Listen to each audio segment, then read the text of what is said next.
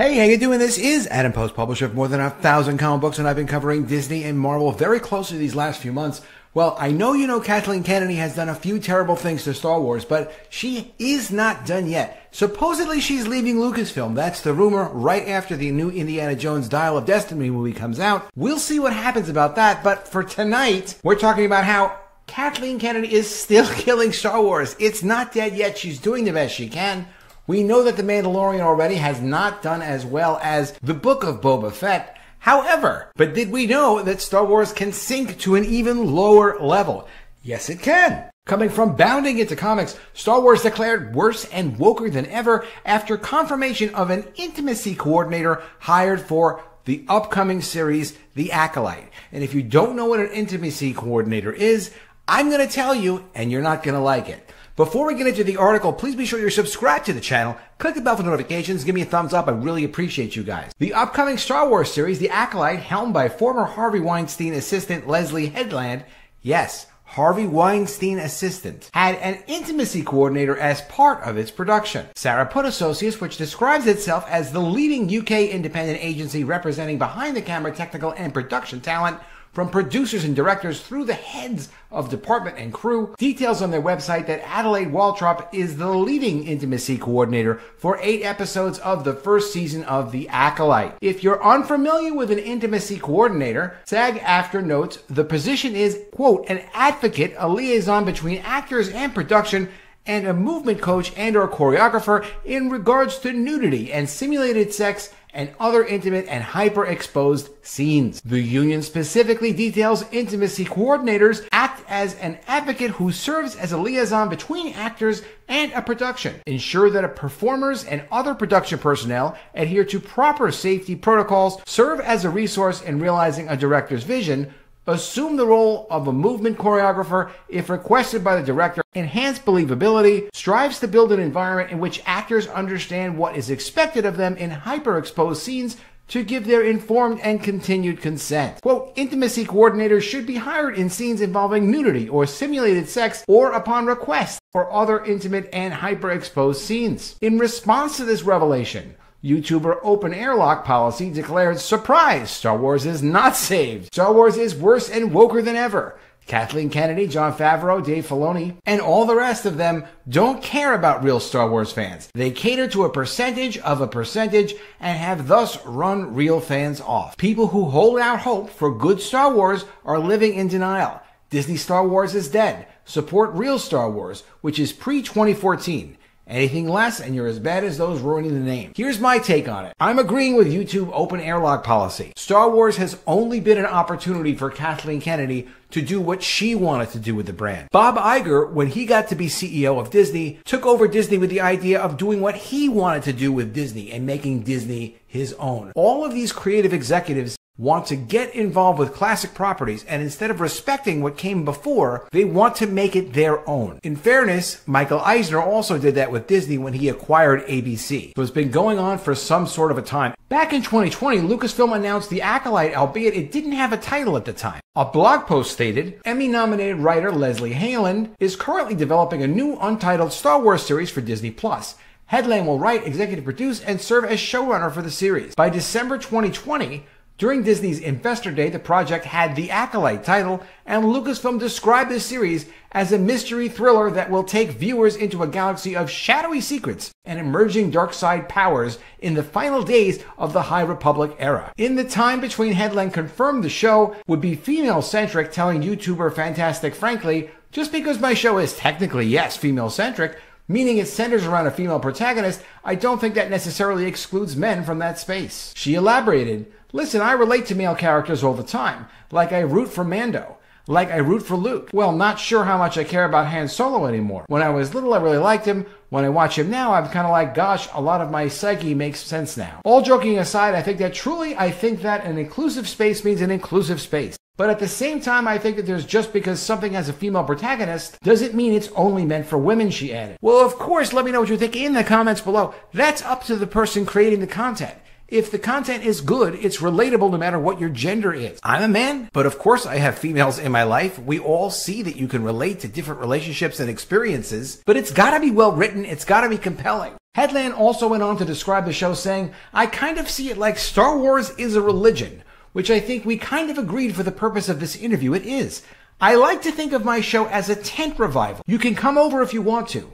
We're going to be talking about some cool stuff. There's going to be some things we haven't discussed in canon yet. There are going to be some characters you don't know about. I would love for you to join us. I would love you to be interested in it. And if it's not your thing, the cool thing about Star Wars right now is there's so much you can align yourself with and invest yourself in.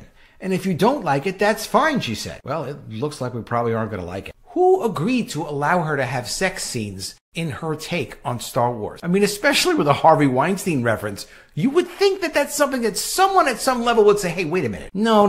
We're just not going to...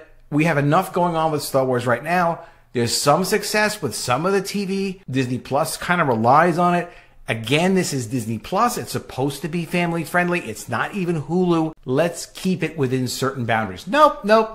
Kathleen Kennedy. Do whatever you want to do. I'm out of here soon. Do whatever you want to do. We've got to change Star Wars into a brand new thing so we can take ownership of it. That's what it's about. She went on to compare it to Indiana Jones, another thing they're ruining. I would say it's in a pocket of the universe and a pocket of the timeline that we don't know much about. That's what I can say. When we were pitching, I had my designer create literally that Indiana Jones map, and then we go here and then we go here, like the little dotted red line. This is our journey. This is where we are going, she said. In an interview with the AV Club, Headland detailed that the writers are all ideological aligned with herself. First of all, I really wanted people that were different than me. I certainly didn't want a room full of people that were just agreeing with me vehemently. She clarified, not ideologically, but artistically. People that kind of had different writing styles or were interested in different things, all that kind of stuff. I'm not sure what she's talking about here. And she's the one that's got to deal with Disney, not me. But that doesn't make a lot of sense. To that end, Headland detailed the show would be political. I mean, it's funny because a lot of the feedback that I'll get, and I use the term feedback very lightly, but when I do go on social media, the feedback is, don't make Star Wars political. I'm like, George Lucas made it political. Those are political films. She thinks she's George Lucas? She thinks she's George Lucas because she worked for Harvey Weinstein and because Kathleen Kennedy is deliberately trying to kill what Star Wars was to make it into something new. The Force is female meme that they pushed for years. She continued, war is by nature political. That's just what's up. It's truly what he was interested in talking about and looking at and digging into. So it's kind of impossible to tell a story within his universe that doesn't have to do with something that the characters are externally reflected in whatever's happening in the galaxy at that particular time period of when it takes place, you know? Because war is political, she needs to be political in her stories. It could be a story about a character, I don't know, like Luke Skywalker, set against like that character's controversies and challenges as the character evolves and tries to take on almost impossible challenges to either save a world or save a universe. Like, that's a story. And that's actually not political. There may be politics going on in the background, but it's not political messaging. There's good, there's evil, that's it. She concluded, that's another thing that we all kind of inherited from him as well, and hope to kind of keep reflecting in the work, hopefully. The Acolyte is expected to arrive sometime this year on Disney+, but might arrive sometime in 2024. The official description for the series, The Acolyte, is a mystery thriller that will take viewers into a galaxy of shadowy secrets and emerging dark side powers in the final days of the High Republic era. A former Padawan reunites with her Jedi Master to investigate a series of crimes, but the forces they confront are more sinister than they ever anticipated. And now we know that there will be some sort of either sex or simulated sex involved. That's what they're doing with Star Wars now at Lucasfilm. You know, in addition to this, there's a little bit of news on who the future CEO of Disney might be. Kevin Mayer, quote, we'll see what happens amid Disney CEO speculation. Former DAZN chairman refuses to rule out return to media giant as successor to Bob Iger. Kevin Mayer was with Disney for quite a while. He oversaw the streaming launch of Disney+. I was very impressed when I saw him in interviews. He seems like a very capable guy. He wound up as CEO of TikTok for a little while because he left Disney after Bob Iger passed him over for CEO the first time and gave it to Bob Chapek. And he's now involved with a couple of multi-billionaires financing his candle media business where they're acquiring other companies. He left this streaming business. He was working with this company, DAZN. DAZN is an international over-the-top sports streaming service, which basically means it's direct-to-consumer streaming service. He's very capable. He is someone that actually could come back to Disney and potentially do some serious good if he's selected as CEO.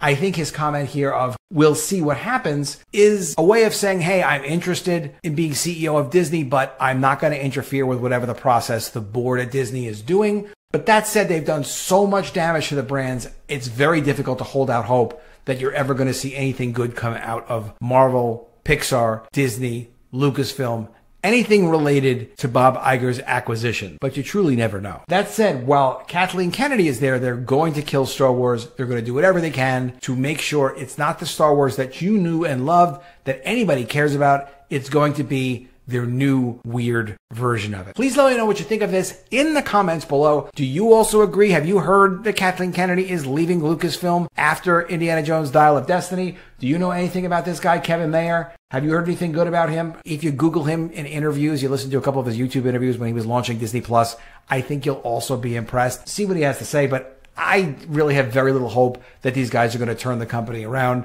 especially while Bob Iger is still there, allowing everybody to ruin their brands. Thanks for leaving your comments. I really do appreciate them, and I really do love to see them. Please be sure you are subscribed to the channel. Click the bell for notifications. Give me a thumbs up, and I'll see you again soon with another video. And if I don't see you, I will miss you.